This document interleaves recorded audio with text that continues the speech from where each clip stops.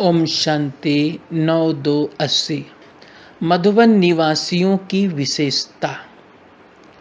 आज विशेष मधुबन निवासी भाग्यशाली आत्माओं से मिलने आए हैं। मधुबन निवासियों की महिमा आज दिन तक भक्त भी गा रहे हैं और ब्राह्मण भी गाते हैं, क्योंकि जो मधुबन की धरती है, जो मधुबन की धरती की महिमा है, तो धरती पर रहने वालों की महिमा स्वतः ही महान हो जाती है। मधुबन वालों को ड्रामा अनुसार सब बातों में विशेष चांस मिला हुआ है। बाप दादा की चरित्र भूमि, कर्म भूमि होने के कारण जैसे स्थान का स्थिति पर प्रभाव पड़ता है, ऐसे स्व स्थिति में श्रेष्ठता लाने का व तीव्र पुरुषार्थी बनने का स्थान होने के कारण भी मधुबन वालों को विशेष चांस है। मनसा को विश्व कल्याणकारी वृत्ति में शक्तिशाली बनने का अर्थात विश्व सेवा का मुख्य केंद्र मधुबन है।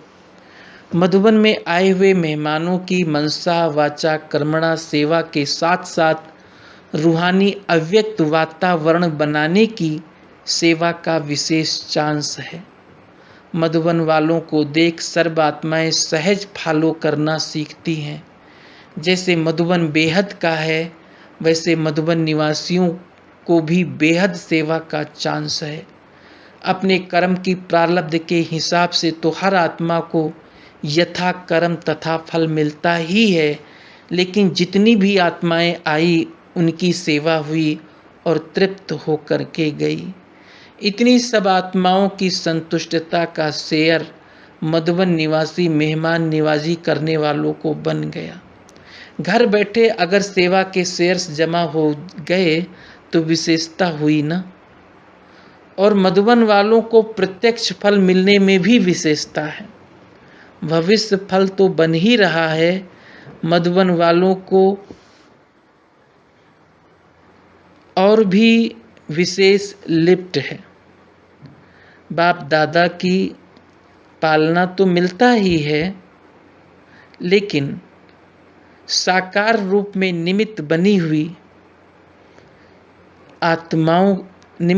हुई श्रेष्ठ आत्माओं की भी पालना मिलती है।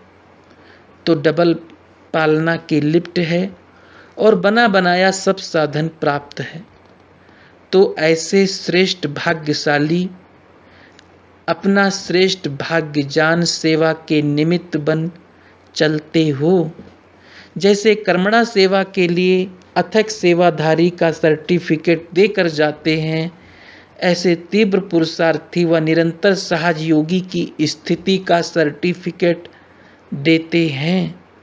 दोनों सर्टिफिकेट साथ साथ मिले तब कहेंगे यज्ञ की समाप्ति समीप है। मेहनत सबने अच्छी की है, रात दिन जिन्होंने सेवा के कार्य में अपना तन मन और शक्तियों का खजाना लगाया है, ऐसे बच्चों को बाप दादा भी मुबारक देते हैं। त्याग वालों को भाग्य नेचुरल खुशी के रूप में और हल्केपन की अनुभूति के रूप में उसी समय ही प्राप्त होता रहता है। इस निशानी से हर एक अपने रिजल्ट को चेक कर सकते हैं कि कितना समय त्याग और निष्काम भाव रहा, निमित्तपन का भाव रहा, या बीच बीच में और भी कोई भाव मिक्स हुआ। चेक कर आगे के लिए चेंज कर देना, ये है चढ़ती कला का पुरुषार्थ। दूसरी बात, एक विशेष गुण सबको सदा और सहज धारण हो। जैसे कि मेरा निजी गुण है, जब वो निजी बन जाता है तो कोशिश नहीं करनी पड़ती, नेचुरल जीवन ही वो बन जाता है।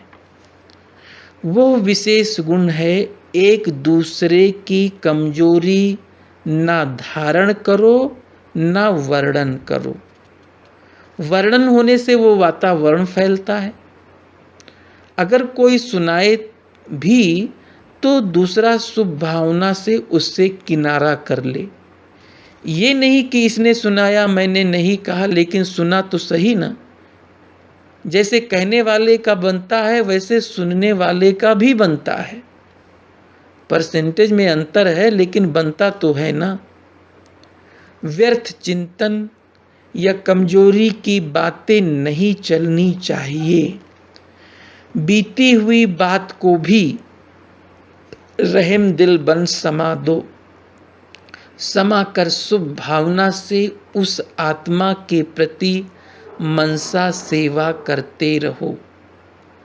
जब 5 तत्वों के प्रति भी आपकी शुभ भावना है, ये तो फिर भी सहयोगी ब्राह्मण आत्माएं हैं। भले संस्कार के वश कोई उल्टा भी कहता करता या सुनता है, लेकिन आप उस एक को परिवर्तन करो। 1 से 2 तक, 2 से 3 तक ऐसे व्यर्थ बातों की माला की दीपमाला ना हो जाए। ये गुण धारण करो।